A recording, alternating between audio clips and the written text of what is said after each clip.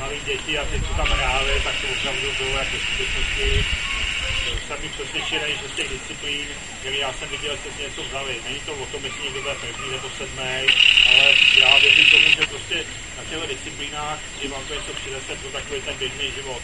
Já když se tam vrátím tím dělovědě, tohle se vám prostě stát může a je prostě dobrý, že tak ten člověk má reagovat na část, jestli je zamouvaná.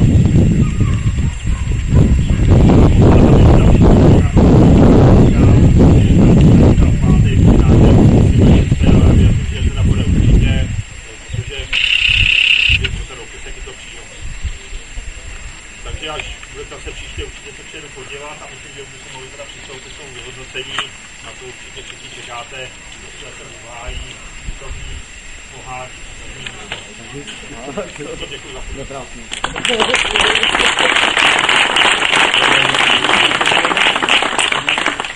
Tak a vyhlášení začneme krásným 9. místem, který shodně obsadili 2 družstva. Jsou to družstva Radějovice B a Popovičky B. Takže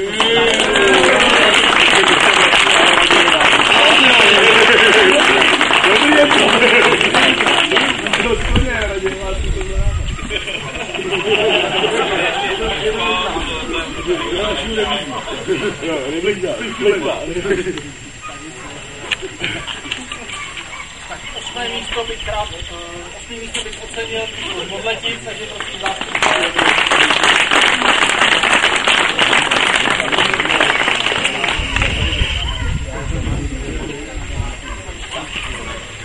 Místo 7. ocenilo místo Popovičky A.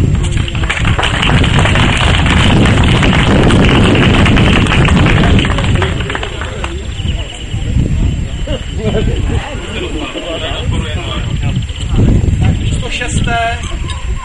Říčany A.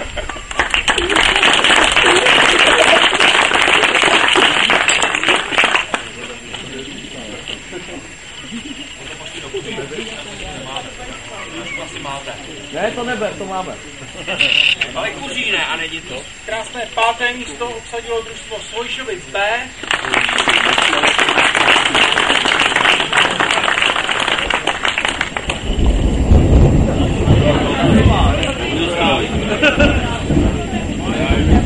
Symbolickou bramborovou medaili získává družstvo z Křížkového Újezdce.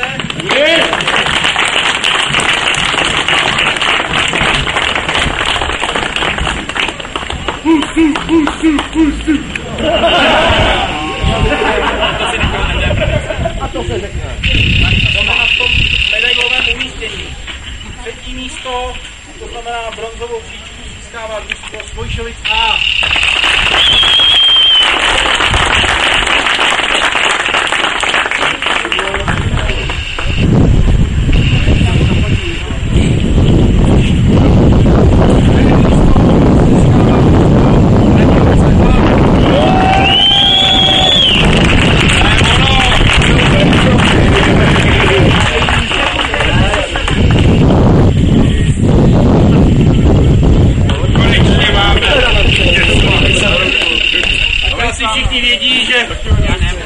Poslední místo, ale v tuto chvíli první získává družstvo Říčan B.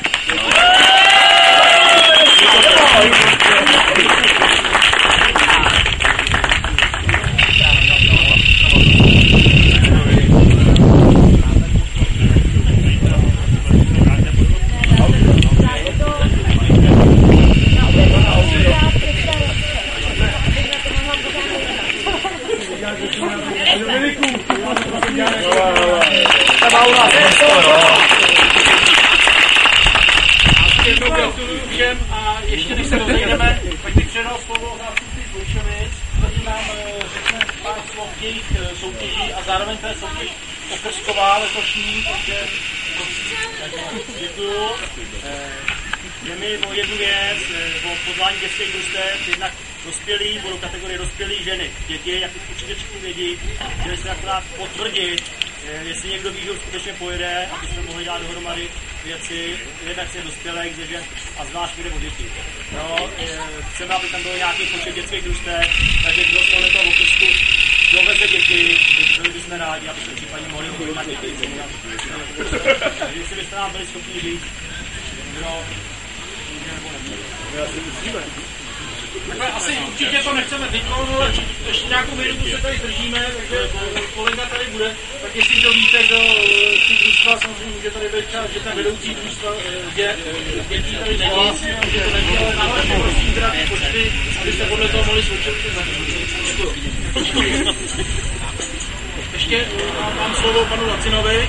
Já ještě krátce, teď bych teda chtěl poblahopřát vítězů. Zase, teď jsem přišel do počtvrtý, viděl, že se jim opravdu daří. A já bych vám chtěl pozvat i na orkestrní akce, abyste v tomhletom počtu, co jste tady, se účastnili těch našich akcí. Víte, že děláme, pro děti bude Plamen, potom bude i dospělý. Nevím, některý z vás, jestli tam jezdí nebo ne. Okresní soutěž požárních sportů, která bude na konci května ve Staré Boleslavi. Tak já věřím, že s někým z vás i na těchto akcích se potkám a vy tam budete bojovat o dobrý umístění. Děkuji.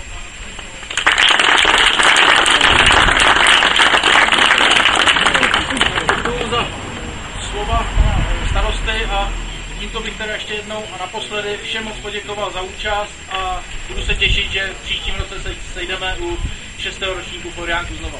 Děkuji a pojďme se rozejít.